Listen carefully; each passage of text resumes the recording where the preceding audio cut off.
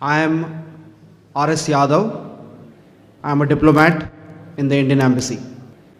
With due respect to all the people and ladies present in the hall, I am just going to express a view which I would like Dr. Zakir to carry with him because he has an access to the world audience.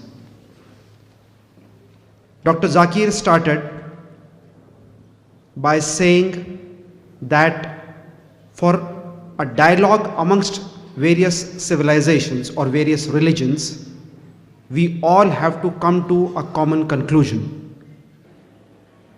In that, the speaker stated and justified as to how Jesus, Ram, Prophet Muhammad are all equal. Rather, he went to the extent of getting support from certain Indian scriptures and certain Christian scriptures to justify the existence or the status of Prophet Muhammad. It's all very good. But we have been listening over the last 2-3 years, various conferences which have taken place across the world. The starting point is not by saying that are they all God? Are they all equal, or somebody is superior or somebody is inferior? I personally feel that none of us present here in the hall today have ever seen our respective gods.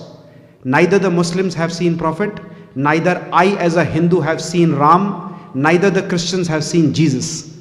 The more important factor which I'll request the speaker to catch on in any of his further talks is human being, the goodness amongst us.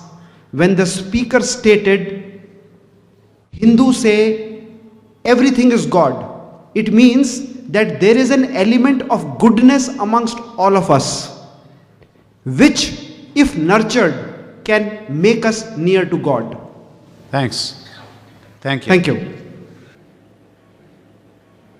I would like to thank our brother from the Indian Embassy and thank you for his comments. And he mentioned that in most of the interfaith dialogues, he said that he agreed that I tried to prove the commonalities and trying to prove that Prophet Muhammad and Prophet Jesus are messengers. Yes, we agree. Rama maybe, may not be, you can refer to my talk on similarity Islam and Hinduism. Maybe, maybe is not. Even if all yours meant for people of that time, that's what I say. But he said that in the interfaith dialogues, we don't discuss about God. No one here has not seen Rama, Muslim has not seen Prophet Muhammad Sallallahu Alaihi Wasallam, Christians have not seen Jesus Christ. But we have to talk about the qualities, the human values, the human goodness. And when he says that Hindus say everything is God, goodness is there in everything, that's what you're saying, not the scripture.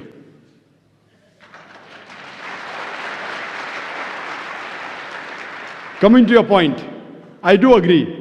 We first talk about the human good qualities. No Muslim can be a good Muslim unless he's a good human being. And number one duty of a human being is he should thank his Creator Almighty God. If you cannot thank and worship your Creator Almighty God, what is the use of you helping your neighbor? Useless. You should help your neighbor. You should help the poor. I'm not against it. But if you disrespect your Creator Almighty God, you cannot thank Him. You cannot worship Him. All your other activities is useless. That's the reason. It's mentioned in the Quran. In Surah Nisa, chapter 4, verse 48. Surah Nisa, chapter 4, verse 116. If Almighty Allah subhanahu wa ta'ala wants, He may forgive any sin. But the sin of shirk, He will never forgive. For anyone who does shirk, associate partners with God, he has strayed far away. The biggest sin in Islam is shirk, associating partners with God. And similarly, that's what the Quran says in Surah Ma'idah chapter 5 verse 72. That they are doing kufr. Those who say that Jesus Christ, peace be upon him, son of Mary, is Allah. وَقَالَ الْمَسِيحِ, but said Christ. Ya Bani Israel, O children of Israel, O Abdullah, worship Allah, Rabbi wa Rabbakum, who's my Lord and your Lord. Inno may shirk billah. Anyone who associates partners with Allah, faqad harramallahu alayhi al-jannah. Allah will make Jannat haram for him. Wama vahun nar, wama li zalimin min ansar. And fire shall be his dwelling place, and he shall have no helper in the hereafter. So here the biggest sin in Islam is shirk. Same thing is mentioned in the Bible. What I quoted to you. Thou shalt not make any images of me. Same thing is mentioned in the Veda. So when you're talking about qualities of human beings, the best quality is quality of thanking our great Almighty God. He does not require you and me. You will ask me that why should I thank him? People ask me, why do you say Allahu Akbar? Why you have to pray to God?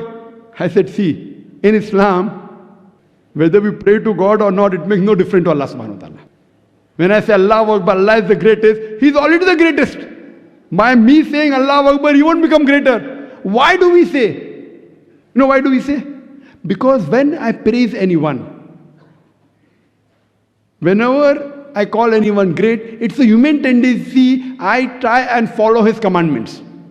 For example, if your mother has a heart attack, and suppose there's a layman who's a quack, he just comes and tells you that do so and so thing. Will you follow? On the other hand, you come to know of a person who's the most famous heart specialist in the world. He gives you the prescription. Will you follow him or will you follow a common man? But naturally, you will follow the prescription of the best heart specialist in the world. He's the most famous. The moment he's famous, you will follow his prescription if your mother has a heart attack. So the reason we praise Allah is not so that He becomes greater. When we praise Allah, the moment we praise Him, whatever commandments He gives in the Quran, we follow it. So first we have to identify who is our Almighty God. And then what He says we have to follow. That is the reason Muslim means a person who submits his will to Almighty God. Muslim is not by name, Zakir, Abdullah, Muhammad, Sultan. Muslim means a person who submits will to Almighty God. Now, what is good is subjective. What you call is good, I may not say it is good. Who's going to say what is good, what is bad? You're going to have a dialogue? The best person who can say what is good or what is bad for the human beings is the creator of the human beings, Almighty God. So unless you don't come to know who is the true Almighty God, what are His attributes, you should worship Him alone, and the way you should worship, all your other criteria of humanity is useless. The number one criteria is thanking our Creator Almighty God. That is the best human quality. And what is good and what is bad for us differs of opinion. Even the doctors differ. The best doctor is the Creator of the human being, Almighty God. He tells you alcohol is prohibited in the Veda, in the Bible, in the Quran. Don't have it. He says pork is prohibited in the Hindu scriptures, in the Bible, in the Quran. Don't have it. Gambling is prohibited. What is good, what is bad, how will you come to know? It is subjective. Therefore, there is a query that do good people go to hell? Is a question. So I ask you, what is good? Compared to what humanity thinks is good? Fine, love each other, no problem, girls and boys mixing, pornography, no problem, everything is good. So if this is what you call is good, no problem, intermingling, homosexuality, everything is good. So such good people will surely go to hell.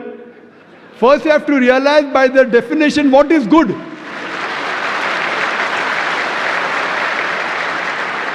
So do good people go to hell? If these are the criteria for your goodness, they'll go to hell. In religion, no good person can ever go to hell. Who is a good person? Number one, the person who realizes his Creator, who respects Him, who worships Him and follows His commandment. That's the reason in the interfaith, the most important point is to identify who is our God and to worship Him and no one else, then the messengers and then the other things. Hope that answers the question, brother.